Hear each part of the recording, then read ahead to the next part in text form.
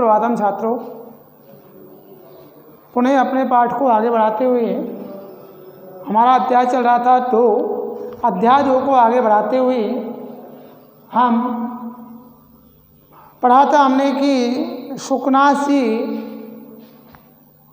युवराज चंद्रापीड़ को उपदेश देते हुए कहते हैं कि अरे युवराज कि राज्य सुख रूपी निद्रा, जन्म से ही धनवान होना, रूपवान होना, सुंदर होना, सभी अनर्थ की परंपराएं होती हैं। अगर इनमें से एक भी परंपरा, एक भी गुण उपस्थित होता है तो भी अनर्थ का कारण होता है। लेकिन जब ये एक समूह में एक साथ उपस्थित होते हैं तो फिर कहना ही क्या है। इसी उपदेश को आगे बढ़ाते हुए शुकनाथ जी कहते हैं कि अयम एव च अनास्वादितः विषय रसस्य ते कालः उपदेशस्य कुसुम सर प्रहार जर्जिते ही हृदय जलम इव गलपति उपदिष्टव्यम। दोस्तों कहा शुकनाथ जी उपदेश देते हुए कहते हैं कि अयम एव च अनास्वादितः विषय रसस्य, कि यही एक उपदेश का समय है। शुकनाथ जी कहते हैं दोस्तों कि यही एक उपदेश का समय है कि जब तक मनुष्य इंद्रियों के विषय भोग का स्वाद नहीं चखता है तब तक उसके शरीर में, उसके मन में, उसके हृदय में गुरु के उपदेश सरलता से प्रवेश कर जाते हैं। तो यही कहा शुकनाथ जी ने कि अयम एव च अनास्वादितः विषय रसते कालः उपदेशस्य, कि हे युवराज यही तुम्हारे उपदेश का समय है, क्योंकि इस समय तक आपकी इंद्रियों ने विषय रस का स्वाद नहीं चखा है, विषय भोग का स्वाद नहीं चखा है। इसलिए यही समय उपदेश के लिए उपयुक्त है, पर्याप्त है, अच्छा है।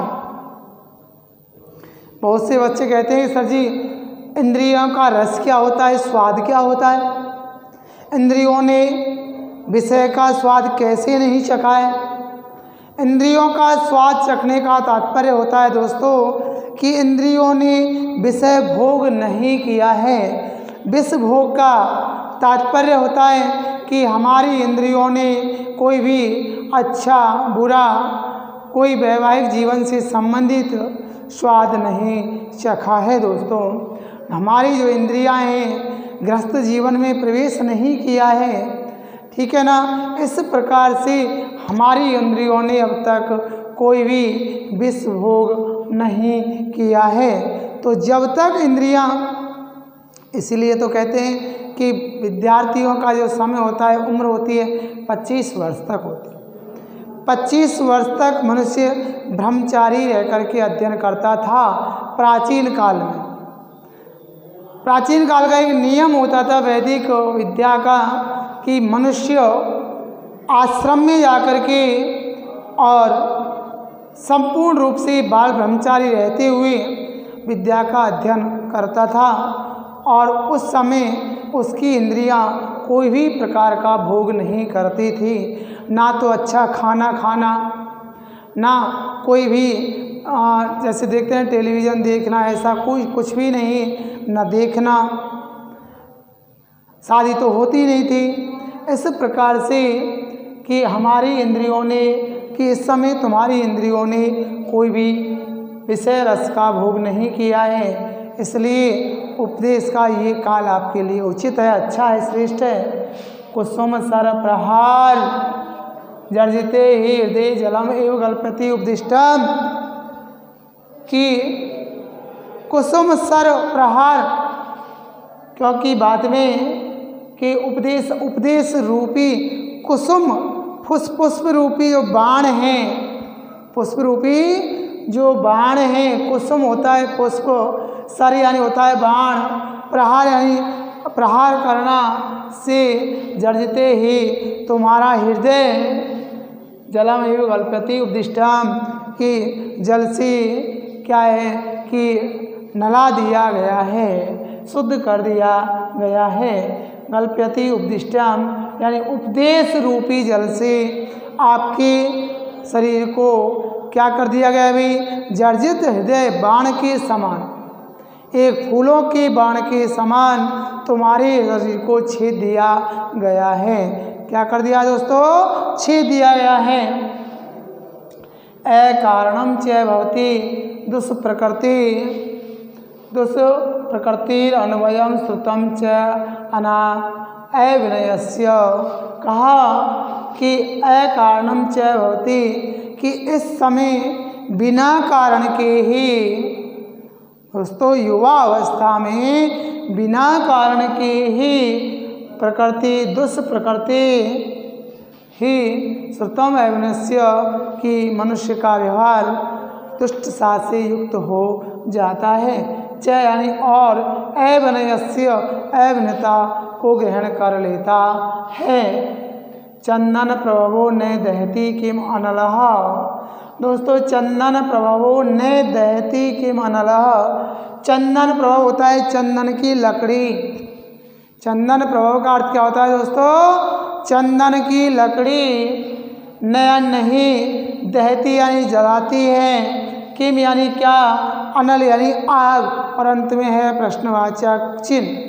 कहा दोस्तों गुरु शुकनाथ जी कहते हैं कि ये बताओ कि क्या अग्नि चंदन की लकड़ी को नहीं जलाती है?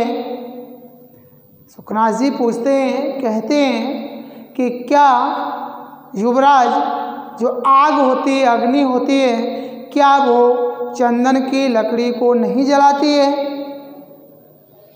भावार्थ हुआ कि अग्नि यह नहीं देखती कि ये लकड़ी चंदन की है या ये नीम की है या पीपल की है या सुगंधित है या दुर्गंध से युक्त है। अर्थात आग तो हर प्रकार की लकड़ी को जलाकर राख कर देती है। उसी प्रकार से युवा अवस्था आने पर जो अवगुण उत्पन्न होते हैं वो हर प्रकार के मनुष्य को क्या कर देते भाई? कुमार्ग की ओर अग्रसर कर देते हैं, बुरे मार्ग की ओर अग्रसर कर देते हैं।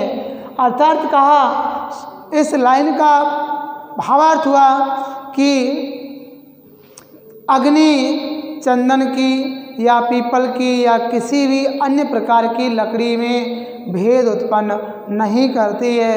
अर्थात वो हर प्रकार की लकड़ी को जलाकर राख कर देती है। तो गुरुजी कहते हैं कि क्या चंदन की लकड़ी, क्या आग चंदन की लकड़ी को नहीं जलाती है? किम वा प्रसव हेतु नापी च प्रजंतरी भवती बड़वानलो वारिणा। कि क्या प्रसव हेतु ना अपि प्रचंडतरी भवती बड़वानलः। कि क्या जो अग्नि होती है, बड़वानल होती है वन रूपी अग्नि। बड़वानल क्या होती है बेटाओ? वन रूपी अग्नि। कि क्या वन रूपी अग्नि व प्रचंड तरी हेतु ना अपी बड़वानलो की प्रचंड नहीं होती है, अत्यधिक तेज नहीं होती है। इसमें प्रश्नवाचक क्या जो बड़वानल होती है, जो वन रूपी अग्नि होती है, वो प्रचंड नहीं होती है क्या? वो भी क्या होती है? प्रचंड होती है। अर्थात युवा अवस्था इतनी घातक होती है कि मनुष्य की हर प्रकार के गुणों को दोष में बदल देती है। दोस्तों आगे चलते हैं। उपदेशम च नाम पुरुषाणाम अखिलम छालनाम अचलम अजलम स्नानम। कहा कि उपदेशम च नाम गुरुना पुरुषाणाम कि गुरु के उपदेश मनुष्य के लिए एक धुलने योग्य जल के समान होते हैं। अर्थात और गुरु के उपदेश मनुष्यों को अखिलम छालनाम यानी अजल के स्नान के रूप में पवित्र करते हैं। अजल होता है बिना जल के। गुरु के उपदेश मनुष्यों को बिना जल के ही स्नान करा देते हैं, अर्थात शुद्ध कर देते हैं। अजलम स्नानम बिना जल के स्नान के समान पवित्र कर देते हैं। दोस्तों कहा कि गुरु उपदेशम च नाम पुरुषाणाम अखिलम चालनम अजलम स्नानम। कहा कि गुरु के उपदेश बिना जल के स्नान किए हुए के समान मनुष्य को पवित्र बना देते हैं, शुद्ध बना देते हैं। अनुपजातः फलितः दिव्यै रूपम अजरम प्रद्वत्वम अनारोपितम दोषम गुरु करणाम। कि गुरु के जो उपदेश हैं वो मनुष्य को कहा कि दिव्य प्रद्वत्वम यानी वृद्धावस्था आने पर, क्या आने पर? वृद्धावस्था आने पर जिस प्रकार से क्या कि अनारोपितः गुरु करना अनुपजातया फलिता दिव्य रूप मजरम अजरम वृद्धत्व। वृद्धावस्था जिस प्रकार से वृद्धावस्था आने पर मनुष्य के बाल सफ़ेद हो जाते हैं, कोमल हो जाते हैं, उसी प्रकार से गुरु के उपदेश भी मनुष्य के शरीर को, मन को कोमल बना देते हैं। बेटा वृद्धत्व होता है वृद्धावस्था आना, कि वृद्धावस्था के समान कोमल बना देते हैं। अपने बाल हैं ये काले जो बाल होते हैं दोस्तों, ये कठोर होते हैं, कठोर होते हैं, दृढ़ होते हैं। लेकिन जैसे ही वृद्धावस्था आती है तो मनुष्य के बाल सफ़ेद हो जाते हैं। सफ़ेद होने का मतलब होता है कि सफ़ेद बाल कोमल हो जाते हैं, मुलायम हो जाते हैं। इसलिए कहा कि गुरु के उपदेश वृद्धावस्था के समान मनुष्य के शरीर को, जैसे वृद्धावस्था में उसके बाल सफ़ेद होकर कोमल हो जाते हैं, उसी प्रकार से गुरु के उपदेश भी मनुष्य के शरीर को, मन को कोमल बना देते हैं। स्वर्ण विचरण अग्राम्याम कारणाभरणम अतीत ज्योतिराम लोका। कि मनुष्य के उपदेश स्वर्ण विचरणम अग्राम्याम कारणाभरणम का मनुष्य के कानों में जाकर के एक प्रकार से क्या करते हुए शोभा बढ़ा देते हैं।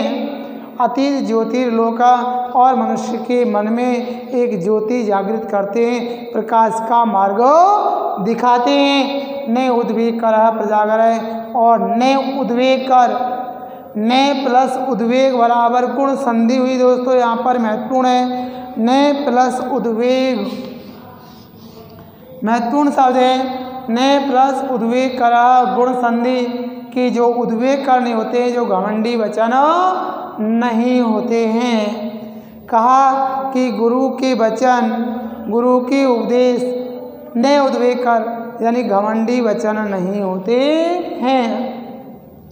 विशेषण तो विशेषकर राज्ञाम राजाओं के लिए। कहा कि गुरु के वचन घमंडी नहीं होते हैं। आगे कहा कि विशेषकर राजाओं के लिए, मूल रूप से राजाओं के लिए बिरला ही तेसाम उपदेष्टारा, उनको उपदेश देने वाले कम ही होते हैं, बिरल ही होते हैं। दोस्तों ये बिरला होता है, कम। ये एक सूक्ति है, ध्यान रखना, बहुत ही महत्वपूर्ण सूक्ति है दोस्तों, कि बिरला ही तेसाम उपदेष्टारः। उसने कहा कि विशेषकर गुरुओं को उपदेश देने, विशेषकर राजाओं को उपदेश देने वाले लोग कम ही होते हैं, बिरल ही होते हैं। सुखनाथ जी कहते हैं कि गुरु के उपदेश राजा के लिए बड़े महत्वपूर्ण होते हैं। सुखनाथ जी कहते हैं कि गुरु के उपदेश राजा के लिए, युवराज के लिए बड़े महत्वपूर्ण होते हैं, लेकिन किंतु बिरला ही तेषाम उपदिष्टारः। सूक्ति है, मैं आपको बार बार याद दिला रहा हूँ, महत्वपूर्ण सूक्ति है, आती रहती है, वार्षिक अर्धवार्षिक वार्षिक अर्धवार्षिक में जरूर आती है कि बिरला ही तेषाम उपदिष्टारः। इस सूक्ति का भावार्थ है, पहले तो अर्थ है कि उनके लिए, राजाओं के लिए उपदेश देने वाले बहुत ही विरल होते हैं, बहुत ही कम होते हैं। राजाओं को उपदेश देने वाले बहुत ही कम लोग होते हैं, बहुत ही विरल होते हैं। भावार्थ है कि राजा के सामने लोग सही उपदेश नहीं देते हैं, अर्थात राजा के सामने उपदेश देने की हिम्मत बहुत कम लोग करते हैं। ये सूक्ति का अर्थ है, विरल होता है, कम ही, यानी क्योंकि तेषाम उनके राजाओं के सामने उपदेश देने वाले विरल होते, बहुत कम होते।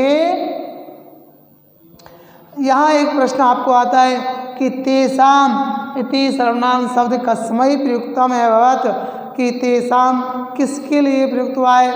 तो हुआ बेटा राज्ञा। क्या भाई? राज्ञा, राजाओं के लिए। देखो यार कि राज्ञा राजाओं के लिए उपदेश देने वाले बहुत कम होते हैं। अगला है दोस्तों, अब आगे क्या हुआ? प्रतिशब्दक एव राजवचनम अनुगच्छति जनो भयात। आज की वर्तमान स्थिति की लाइन देखो दोस्तों, कितनी महत्वपूर्ण है कि कहा कि प्रतिशब्दक एव, प्रतिशब्दक होता है वचनों का अनुसरण करना, उसके ही वचनों को बोलना, और मैं आपको एक शब्द में और समझा दूं कि चापलूसी करना। क्या है भाई? चापलूसी करना। कि प्रतिशब्द एव यानी उनकी प्रतिध्वनि के समान, उनकी प्रतिध्वनि के समान, यानी उनके वचनों को ही पुनः कहते हुए लोग राजा के वचनों का अनुसरण करते हैं। क्या करते हैं दोस्तों? लोग राजा के वचनों का अनुसरण करते हैं। ये पैराग्राफ सबसे महत्वपूर्ण है, पेपर में आता भी रहता है। इस सूक्ति के बाद अंतिम पैराग्राफ है आपके पाठ का, लेकिन है विशेष महत्व।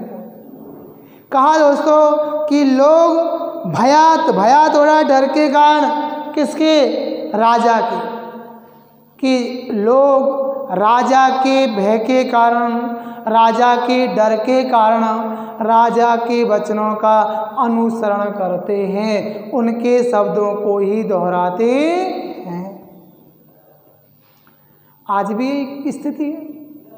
लोग, हाँ भाई कोई अच्छा आदमी है, कोई अधिकारी है, अरे वो तो बहुत बढ़िया है सर, चाहे वो तमाम बुराइयों से भरे हुए हैं, लेकिन उसके मुंह के सामने क्या कहते हैं? अरे बहुत अच्छे हैं साहब, एसपी साहब बहुत बढ़िया हैं, वो साहब बहुत बढ़िया हैं, हमारे मुख्यमंत्री जी बहुत बढ़िया हैं, प्रधानमंत्री जी बहुत बढ़िया हैं। क्यों? डर के कारण। किसके कारण? डर के कारण। कि लोग भय के कारण राजा के वचनों का अनुसरण करते हैं, उनका पीछा करते हैं, उन्हीं शब्दों को दोहराते। बहुत कम लोग ऐसे हैं जिनमें हिम्मत होती है कि हम सही बोल सकें, सही कह सकें। इसलिए कहा कि डर के कारण, भयात होता है डर के कारण, डर से जनायन लोग प्रतिशब्दक एव यानी राजा के वचनों को पुनः अनुश्रुति के अनुसार क्या करते हैं? अनुगच्छन्ति, उनके वचनों को दोहराते हैं, उनके वचनों का अनुसरण। वर्तमान समय में भी यही स्थिति है कि लोग एक समृद्धशाली व्यक्ति के सामने डर के कारण, भय के कारण उसके वचनों का अनुसरण करते हैं। सुखनाथ जी समझा रहे कि अरे युवराज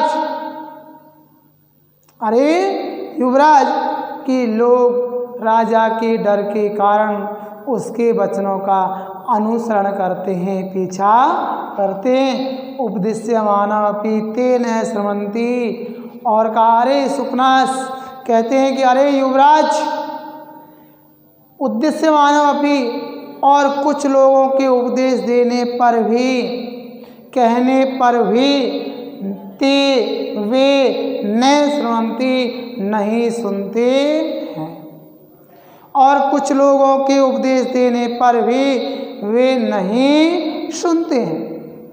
दोस्तों कहा कि और कुछ लोगों के द्वारा उपदेश देने पर भी वे उसके वचनों को नहीं सुनते हैं।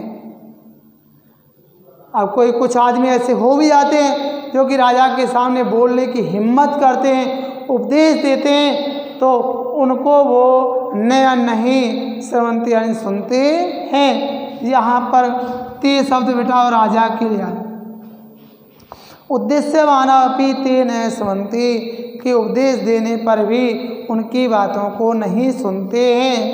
आगे कहा है कि श्रवन्तो अपि च खेदयन्ति हितोपदेशवादिनो गुरुणः। और कहा कि श्रवन्तो अपि, सुनते हुए भी चयन, और सुनते हुए भी हितोपदेशवादिनः गुरुणः, जो हित चाहने वाले गुरु होते हैं, हित से संबंधित उपदेश देने वाले जो गुरु होते हैं, खेदयन्ति, उन पर दुख प्रकट करते हैं। और दोस्तों का है कि जो गुरु हित से संबंधित, हमारे स्वार्थ से संबंधित, हमारे हित से संबंधित उपदेश देते हैं, उन उपदेशों को क्या भाई, उन गुरुओं को खेद प्रकट करते हैं, दुख प्रकट करते हैं।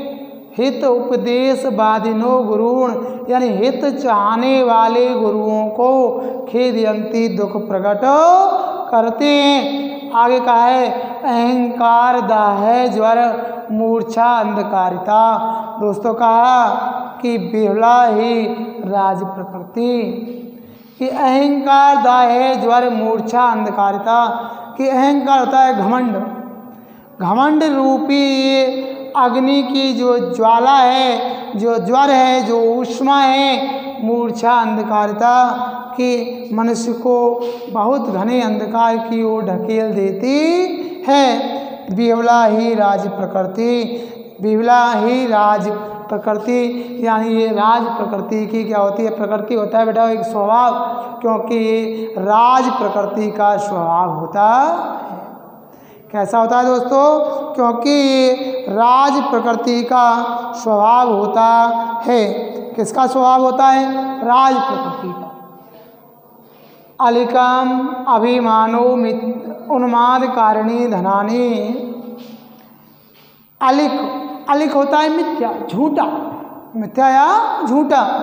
अलिका अभिमान उन्माद कारिणी धनानी, हमारे धन है, ये धन का जो घमंड है मिथ्या है, झूठा है। अलिक कहा बेटा, अलिकम, अलिक होता है झूठा, मिथ्या, कि हमारा ये धन का जो घमंड है ये मिथ्या है, झूठा है, बेकार है, उन्मादकारी है, घमंड पैदा करने वाला है। हमारा ये जो धन का घमंड है ये बिल्कुल मिथ्या है, उन्माद करने वाला है, घमंड पैदा करने वाला है। राज विश्व विकार तंद्रा प्रदा राज लक्ष्मी, ये जो राज सुख रूपी जो लक्ष्मी है, धन है, वो क्या है बेटा, विश्व विकार तंद्रा, ये एक बहुत भयंकर तंद्रा, आलस्य और निंद्रा उत्पन्न करने वाली है। उपदेश देते हुए कहते हैं गुरुजी कि ये जो राज सुख रूपी लक्ष्मी है, यह लक्ष्मी मनुष्य को घोर निंद्रा आलस्य उत्पन्न करने वाली है। कैसी है दोस्तों, बहुत राज विश्व विकार तंद्रा प्रदा राजलक्ष्मी, राजलक्ष्मी है जो राज रूपी धन है वो मनुष्य को बहुत अधिक तंद्रा आलस्य उत्पन्न करने वाला होता है। दोस्तों ये हुआ हमारा पाठ का अर्थ। आज हमारा ये पाठ 2 समाप्त हुआ। अब इसमें हमको देखना है कि मैं आपको एक सामान्य तौर से समझा देता हूँ कि पेपर में किस प्रकार से मॉडल आएगा। दोस्तों तो देखते हैं, पेपर में हमें प्रश्न आएगा सीधा कि अधोलिखित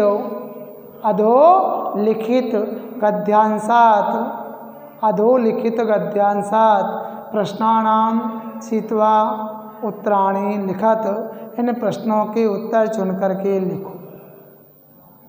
हिंदी अर्थ होता है इस प्रश्न का कि नीचे लिखे हुए गद्यांश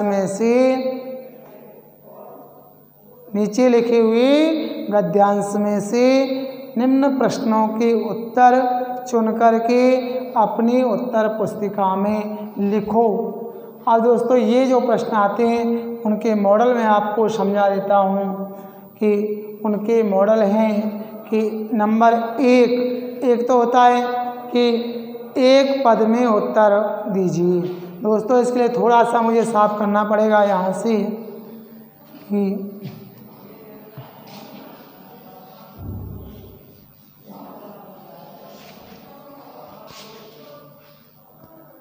हमारा मॉडल आता है छात्रों कि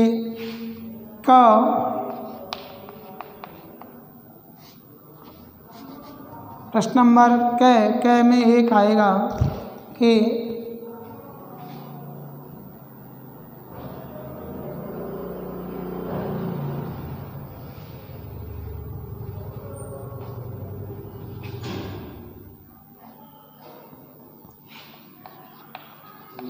गुरु उपदेशः कीदृशः भवति। गुरु उपदेश कैसा होता है। एक पदेन उत्तरत। ये हमारा पहला प्रश्न हुआ दोस्तों। पहला मॉडल आएगा हमारा कि गुरु उपदेशः कीदृशः भवति। गुरु के उपदेश कैसा होता है। एक पद में उत्तर देना है। नंबर 2 कि केसाम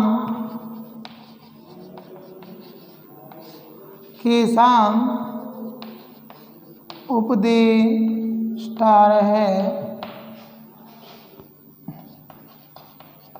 बिरला भवन्ति। पूर्ण वाक्य न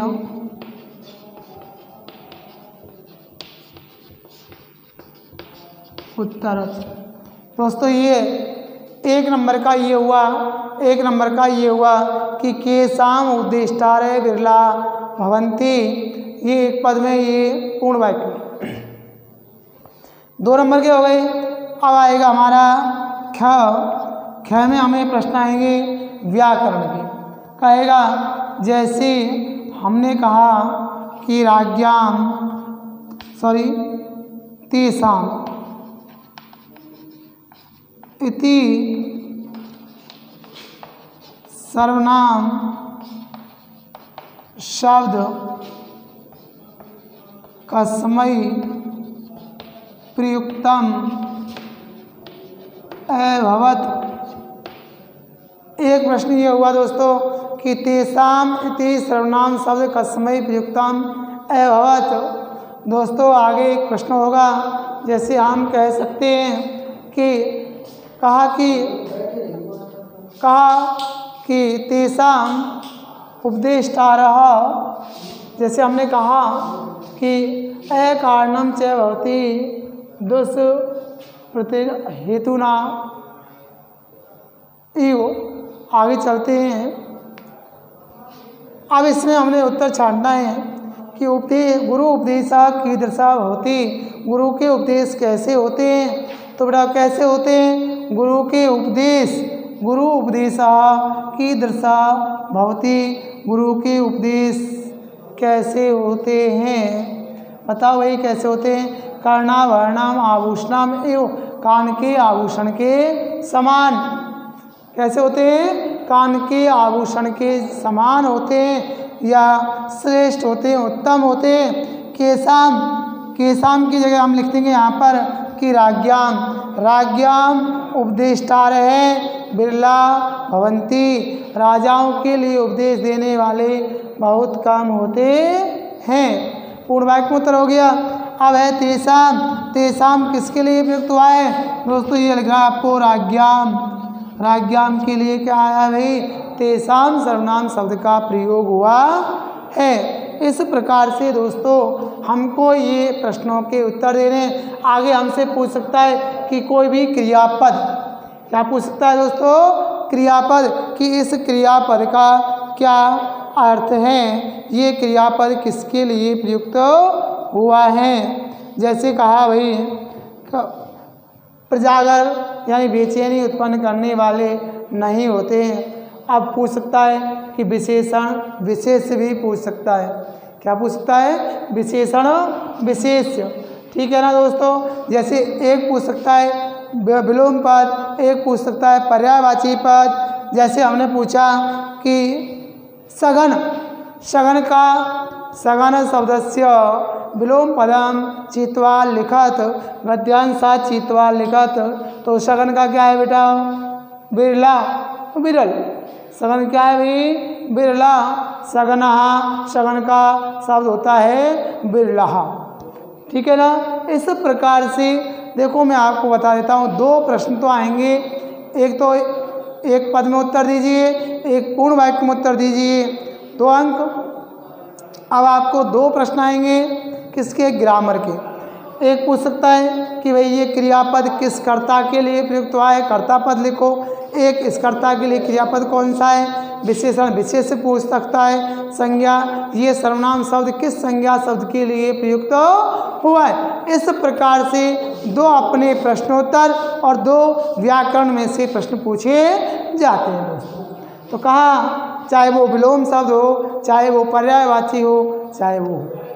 और एक पूछा जाएगा, इस सूक्ति है महत्वपूर्ण कि बिरला ही तेसाम उपदेष्टारः, कि राजाओं को उपदेश देने वाले बहुत विरल होते हैं, बहुत कम होते हैं। क्योंकि डर के कारण, भय के कारण लोग राजा के वचनों का ही अनुसरण करते हैं, उसके सामने बोलने का साहस नहीं करते हैं, उन्हीं की चापलूसी करते हैं, कटु वचन और सत्य वचन बोलने से डरते हैं। इसलिए विशेषकर राजाओं के सामने उपदेश देने वाले बहुत कम होते हैं दोस्तों।